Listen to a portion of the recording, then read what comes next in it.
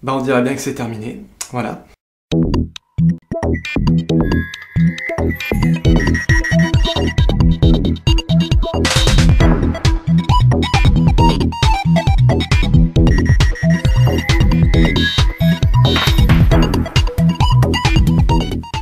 Salut à tous, c'est Pixel, on se retrouve pour cette critique retour gagnant. Le sujet du jour, X-Men Dark Phoenix, réalisé par Simon Kinberg, ce n'est plus Bryan Singer, sans doute parce que ce dernier devait être occupé sur Bohemian Rhapsody, parce qu'il faut savoir que X-Men Dark Phoenix, c'est un film qui a été reporté, je pense à cause de l'achat de 20th Century Fox par Disney, donc c'est un film qui devait sortir l'année dernière. Ça arrange jamais les choses, ce genre de problème. Donc c'est une suite directe de X-Men Apocalypse, on y retrouve Sophie Turner, Ty Sheridan, James McAvoy, Michael Fassbender, entre autres, et puis la petite nouvelle du casting, Jessica Chastain. On va commencer par une petite partie non spoil, et après un peu plus tard, on ira dans les révélations, dans le spoil et dans tout ce qui fait partie de ce film. Qu'y a-t-il de bon à tirer de ce X-Men Dark Phoenix? Quelques bonnes choses, voilà, il y a quand même beaucoup de déceptions pour ma part, même si le film reste très satisfaisant. Il a du peps, moi je trouve que c'est un one-shot efficace, mais seulement un one-shot, ça se voit une fois. C'est pas vraiment ancré dans les mémoires, ça restera pas dans les annales, c'est dommage. Parce que, bon, c'est toujours cool, il y a les valeurs sûres, hein, toujours James McAvoy, Michael Fassbender, Jennifer Lawrence. Ça permet de solidifier l'édifice, mais tout de même, ce X-Men quand même comporte un peu de handicap, hein. Ouais, il a du handicap et ça se voit que c'était pas conçu pour ça, mais j'irai dans le développement plus tard. Donc les événements se passent après ceux de Apocalypse et on constatera que, une fois n'est pas coutume, la timeline est complètement craquée dans ce film. Ouais, je vous dis ça parce qu'en fait c'est censé se passer en 1992 et X-Men le commencement était censé se passer en 62. Ce qui fait que les personnages ont très logiquement pris 30 ans dans la gueule, mais en réalité, ils en ont pris que 7 dans le temps présent. Voilà, donc ça commence toujours un peu à me gonfler, moi, ces histoires, mais bon, soit, passons. Il y a une navette spatiale qui est lancée dans l'espace, et tout se passe mal, le gouvernement américain appelle les X-Men à l'aide pour aller à la rescousse de ces astronautes qui sont piégés et totalement à la dérive. Mais les X-Men commencent à se poser des questions, on se dit, attendez, est-ce que c'est pas une mission un peu trop dangereuse pour nous? Ok, on est des mutants, mais quand même, voilà, faut aussi qu'on pense à nos gueules et qu'on n'aille pas se foutre non plus dans les plus grandes catastrophes où on pourrait y laisser la vie. Toujours est-il qu'ils y vont quand même, que Jean Grey arrive à sauver l'équipage, grâce à l'aide de Diablo également, mais que pendant ce sauvetage, elle se prend une éruption solaire dans la gueule, qui était la cause d'ailleurs de ce problème, de cet accident qui est arrivé à la navette spatiale. Elle absorbe toute l'énergie et quand elle revient sur Terre, elle se rend compte qu'elle est changée, qu'elle ne contrôle pas ses pouvoirs, qu'elle est vraiment en proie à des crises, elle est beaucoup plus puissante, mais aussi beaucoup plus dangereuse, et qu'elle n'arrive pas du tout à se maîtriser, à se canaliser, ce qui est un danger pour les X-Men, mais aussi pour elle. Alors si vous aimez X-Men 3, ce qui est mon cas, et voilà, ça pouvait être quand même aussi très intéressant de trouver une réécriture du propos, d'aller plus loin, de retrouver le Phénix. Mais finalement, pour ma part, je préférerais quand même X-Men 3, voilà, je suis un peu désolé de dire ça, mais ouais.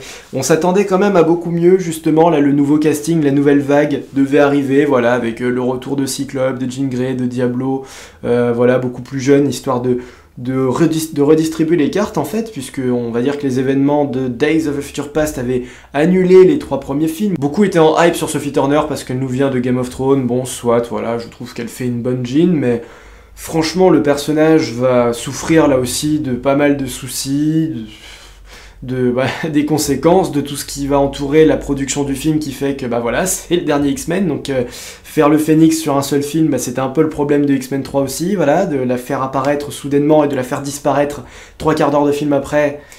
Non. Voilà, hein, donc on peut dire ce qu'on veut sur X-Men 3, mais là le film a exactement les mêmes soucis en soi, hein, pour la plupart du propos annoncé.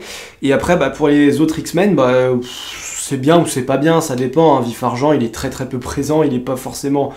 les intrigues pour certains sont stoppées, on n'en reviendra pas du tout sur le fait que ce soit le fils de Magneto, ça ils nous en ont parlé vite fait dans Apocalypse, et puis plus rien, à peine évoqué dans Days of Future Past, mais voilà, les intrigues sont parfois vraiment minimes, très très minimes, et ça va être encore le cas dans ce X-Men Dark Phoenix autour de Jean Grey par rapport à d'autres personnages. Le méchant du film, ça je vous en parlerai, mais c'est pitoyable franchement. Et il y avait quand même aussi une grosse remise en question à porter sur Charles Xavier, et dont Raven était un petit peu l'élément déclencheur. Et c'était super intéressant ça pour le coup, parce qu'il y a des très très bonnes pistes qu'il fallait explorer davantage. Mais non, voilà, on se rend compte que finalement, la fin du film pour moi pose énormément de soucis dans le fait qu'elle précipite et qu'elle bâcle totalement les propos, qu'elle ferme toutes les portes ouvertes pour se concentrer sur une bataille numérique d'effets spéciaux vraiment pas tip top quoi, voilà. parce que au début, moi j'ai trouvé qu'il y avait franchement des atouts dans ce film. La réalisation est très sympa. Simon Kinberg, c'est un mec qui est pas étranger à la saga X-Men puisqu'il en a produit certains, notamment Days of Future Past, Apocalypse. Je crois qu'il en a produit aussi quelques-uns parmi la première trilogie, peut-être le 1 ou 2. Il est également scénariste, il a fait quelques scénarios X-Men, mais aussi celui de Sherlock Holmes par exemple, ce qui n'est pas pour me déplaire, donc ce mec-là, moi, ça me plaisait bien, et c'est sa première réalisation, bravo, c'est cool, c'est franchement bien foutu, et je sens plus qu'il a, en fait, il a réussi quelque chose de difficile et de presque impossible à faire, enfin voilà, comme je vous l'ai dit, imaginez ce concept de Dark Phoenix, de fin précipitée des X-Men, parce que voilà, maintenant les X-Men ça va appartenir à Disney, il va falloir les rattacher tôt ou tard au MCU, donc il fallait terminer comme ça tout d'un coup ce Dark Phoenix, et on voit qu'il était tellement pas conçu pour ça, ce film, il était vraiment pas fait à la base pour précipiter et achever cette saga X-Men comme ça, enfin voilà, cette version de la Fox. Non, tu sens bien que dans l'écriture des personnages au début du film et dans tout ce qu'ils incarnent, ils étaient encore prévus pour durer, qu'il y allait avoir d'autres choses. On en parlera en partie spoiler, ça va bientôt arriver, il va falloir que je spoil. Tout ce qui se déclenche à la fin, tout ce qui apparaît, est un petit peu bizarre, est un petit peu malvenu, je trouve, franchement. Mais bon, sans plus tarder, on va spoiler, alors conclusion sans spoil. C'est un film très inégal qui réussit à terminer la saga X-Men, mais d'une façon presque osef, juste satisfaisante, avec des effets spéciaux, une histoire qui tient globalement la route avec les défauts récurrents de chez X-Men aussi, on va pas se mentir. Mais ça manque tellement de peps, il n'y a pas de personnage super fort, on a totalement réduit et anéanti les possibilités de développement des personnages par rapport aux nouvelles réflexions qui étaient apportées, comme je vous l'ai dit, et pas énormément de renouveau.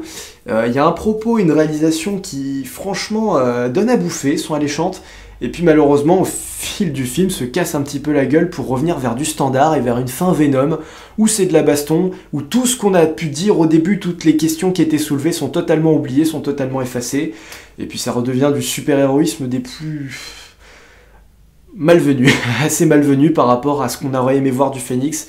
Et tout ça, je vais vous en parler en partie spoiler, alors allons-y. Oh, j'aimerais commencer par Jessica Chastain, parce que c'est la plus grosse tâche de ce film, putain. C'est dommage, parce que Jessica Chastain n'est pas n'importe qui, mais bon, qu'est-ce que vous voulez? Elle sera vachement mieux dans ça, chapitre 2, voilà. Non, bon là c'est la méchante du film, alors attention, X-Men vous a introduit le délire spatial avec des extraterrestres qui ne sortent de nulle part, du trou du cul du monde, qui grâce à la force qui a pénétré Jean Grey, leur planète a été détruite, voilà, puis ils sont après cette force, ils essayent de la récolter pour envahir la planète Terre, basta. Il n'y a aucune réflexion de plus que ce que je viens de vous dire dans leur plan. Ce sont des extraterrestres qui arrivent à tuer les humains et à prendre leur forme, c'est super original de faire ça après Captain Marvel. Bon, allez, ils pouvaient pas savoir, comme je vous l'ai dit, il y a eu des retards par rapport à la production du film, enfin surtout la post-prod, donc bon, voilà, mais je trouve que c'est pas du tout intéressant, c'est vraiment nul, quoi, voilà, du coup on a une méchante du film, alors que avec Jean Grey, il fallait pas qu'il y ait une méchante du film, un antagoniste n'était absolument pas nécessaire au vu de la dualité qu'il y avait à l'intérieur d'elle-même, et là encore une fois, je vous le dis au début du film, quand elle tue Raven, c'est superbement bien expliqué, de se dire que c'est elle, c'est une connasse, mais alors est-ce que tu vas choisir de croire que c'est une connasse, ou est-ce que tu vas choisir de croire que c'est une victime? Autant de questionnements qui vraiment, comme je vous l'ai dit, apportent à bouffer, donnent un petit peu de matière à traiter dans votre esprit, voilà, et puis finalement, Jessica Chastain, voilà, voilà, c'est la méchante du film, basta, je vais anéantir Jean Grey, je vais lui piquer son pouvoir, je vais envahir la Terre. Qu'est-ce qu'on s'en fout les mecs, putain, d'un méchant aussi banal, aussi mal branlé. Surtout que le truc encore pire, c'est que ça va donner une bonne raison à Jean Grey à la fin de redevenir gentil et de buter un méchant, voilà. Chose que dans X-Men 3 aussi, c'était pas le cas, c'était Magneto qui essayait de la corrompre, qui y arrivait plus ou moins, mais à la fin du film, c'était bel et bien Jean Grey, la force la plus malfaisante du film, et qu'il fallait arrêter. C'était Jean Grey, c'était pas Magneto. Et donc la mort de Raven, puisque j'en ai parlé, c'est pareil, ça ouvre pas mal de portes, ça donne un élan au film par rapport aux Fauves et à Magneto, qui du coup était un petit peu, à certains passages de la saga X-Men, ils étaient un peu amoureux d'elle, voilà, ils s'étaient très attachés à Raven, et donc, voilà, ils veulent absolument tuer Jean Grey, voilà, parce que sur le côté de l'affiche, il y avait le côté Phoenix, où il y avait Fauve et Magneto, je pensais qu'ils allaient être du côté du Phoenix, en fait, comme dans X-Men 3, où voilà, Magneto essayait de l'entraîner avec elle, et en fait, pas du tout, ils veulent la buter par vengeance, et Magneto est encore un personnage qui a une nouvelle corde à son arc par rapport au fait que voilà, il a essayé tout un tas de modes de vie avec les mutants, sans les mutants, avec les humains en paix, en étant révélé, en étant un semi-dieu, ou alors en étant une personne tout à fait normale. Il explore encore un nouveau mode de vie où c'est vraiment la tranquillité et la paix qu'il cherche, mais pas du tout la même chose qu'avant. Et là, le fait que une mutante ait été butée par Jean Grey, ça a vraiment réveillé ses pulsions où il va vouloir aller la buter aux côtés de Fauve, c'est une vengeance. Et ça va être pardonné au milieu du film, voilà, parce que les gentils X-Men vont réussir à les raisonner, Jean Grey va réussir à se montrer en victime, comme je vous l'ai dit, où voilà, je contrôlais rien, c'est pas ma faute, on m'a entraîné sur le mauvais chemin, vous avez insisté pour qu'on aille sauver ces mecs-là, et du coup, je contrôle plus rien. Mais du coup, on arrête totalement les destinées de personnages, hein, voilà, alors que c'était assez intéressant, c'était un petit peu manichéen, voilà, les bonnes ou les mauvaises idées d'un côté, mais du coup, tout le monde se rassemble sous la bannière X-Men en fin de film pour buter cette méchante, voilà, Jessica Chastain. Putain, on a la phrase féministe de Jennifer Lawrence, je crois que j'ai pas besoin d'en parler, tellement c'était mal foutu. Alors ça, c'était peut-être le dialogue le plus mal foutu du film, mais c'est dommage parce qu'on a un propos qui est pas tout à fait comique. C'est là que je me dis putain, c'est dommage qu'on finisse comme ça aussi, parce que la Fox, elle arrive quand même à instaurer de l'ambiance, vraiment de l'ambiance dramatique, comme on l'a dit, par rapport à Charles Xavier, Raven, voilà, le Fauve et Charles Xavier, ils vont vraiment s'engueuler, tu sens que c'est sincère à l'écran, il y a un jeu d'acteur qui est puissant, c'est pas une engueulade à la Marvel où 2 secondes après ils sont en train de blaguer et ils se font un check. Donc c'est un peu dommage aussi de se dire que ça se termine comme ça, qu'il y aura pas autre chose derrière, on pourra pas poursuivre le chemin. Mais c'est d'autant plus dommage, comme je vous l'ai dit, qu'en fin de film, voilà, tout est effacé et que tous les X-Men sont une fois encore réunis. C'était un peu le cas aussi dans X-Men Apocalypse, quand Tornade était pardonnée alors qu'elle était du côté d'Apocalypse et qu'elle avait quand même essayé de mettre fin au monde, voilà, et à tuer tous les mutants et humains réunis. C'est dommage, voilà, encore une fois, je trouve que X-Men n'arrive pas assez à être sérieux et précis, alors que putain de merde, pourtant, ils en ont la possibilité, ils en ont les libertés par rapport à Disney et au MCU. Je veux dire, bordel, la fin du film, elle est incohérente avec celle de Days of a Future Past. C'est quand même bête d'être aussi con de pas se réussir à se mettre d'accord sur les différents films. Vous voyez qu'à la fin de Days of a Future Past, on est dans ce qu'il y a de plus futur. Alors voilà, il s'est jamais passé ce qui s'est passé, les 3 films sont annulés, Jean et Scott sont vivants, voilà, à leur état adulte, pas à leur état adolescent où ils sont là. Donc tout va bien, quoi, Charles Xavier est encore directeur de l'école et tout. Et là, dans cette fin de film, Jean Grey, elle est plus ou moins morte, enfin désincarnée, voilà, elle est tout à fait... Puis il y a Charles Xavier qui a pris sa retraite. Donc au final, non, c'est pas du tout ça, c'est pas du tout ce qu'on m'a raconté avant, cette fin de film. Bon, j'ai aimé le spectacle, j'ai aimé les effets spéciaux, la scène du train est vraiment pas mal. Diablo, j'adore son petit moment de gloire qu'il a, qui aurait dû être là aussi plus présent, quand il fout la nana face au train, qui lui fait un petit sourire en mode « mais va te faire foutre meuf » et qu'elle se fait écrabouiller, mais... Ça, j'ai adoré ce petit côté héros, mais connard, quoi. T'es un connard, mais c'est par vengeance, quoi. C'est merci d'avoir fait ça, ce petit côté presque un petit peu Deadpool, on va dire, ou allez, pas de pitié pour toi, mec, t'es un enculé, mais je te laisse crever comme une merde. Et voilà ce qui manque peut-être un peu au film, finalement, c'est un petit peu, justement, de vigueur supplémentaire, alors que ça s'annonçait comme ça au début, mais j'ai adoré certains passages, littéralement. L'ambiance lumineuse, les effets spéciaux comme je vous l'ai dit, il y a du travail, il y a vraiment les pouvoirs du Phénix qui sont mis en action. C'est franchement navrant de se dire que ça s'arrête aussi vite que c'est arrivé, quoi, voilà, c'est vraiment très éphémère. C'est un one-shot qu'il faut prendre tel qu'il est, qui est réussi, mais qui ne conclura pas assez intelligemment, je pense, la saga X-Men. Et on méritait mieux, je pense, hein, voilà, comme on le disait, pour par exemple Infinity War et Endgame, on a eu ce qu'on méritait, et peut-être même plus encore. Ici, je trouve qu'on n'a pas vraiment eu le film qu'on mérite, même si ça passe. Bon, admettons, ce sera vite oublié, malheureusement. Voilà, c'est tout pour cette critique de X-Men Dark Phoenix. On se retrouve très bientôt pour d'autres critiques, pour d'autres vidéos encore. Voilà, il va falloir que je vous fasse maintenant les attentes de la deuxième moitié de 2019. Ça va venir également. Tous les films que j'attends, je vais vous en parler bientôt. Et donc voilà, on se dit à très bientôt. Salut à tous. Et puis pourquoi pas. Allez, si ça vous intéresse, allez voir X-Men Dark Phoenix. C'est la dernière fois que vous verrez les X-Men sans doute. Alors n'hésitez pas à le faire. Voilà. Salut à tous et à la prochaine.